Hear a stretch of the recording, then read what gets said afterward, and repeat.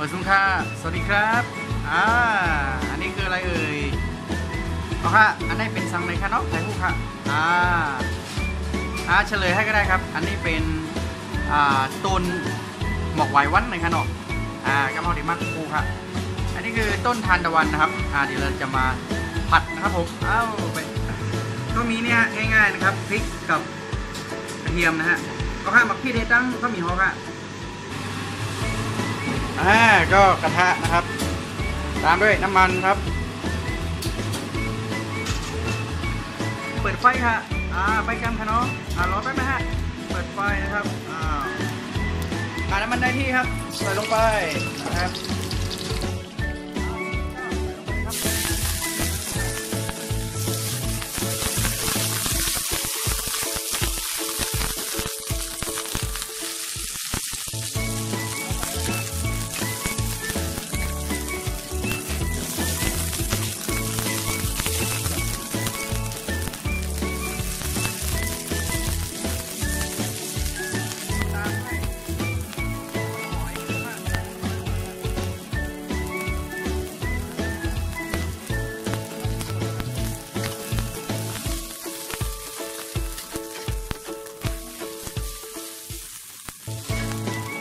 ทีนี้ก็ตักใส่จานนะครับน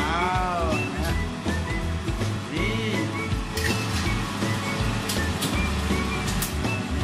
นี่ก็คือง่ายๆนะครับ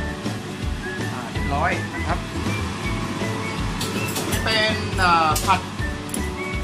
ต้นทานตะวันนะฮะอันนี้เย้าค่ะเนาะอันนี้ก็เป็น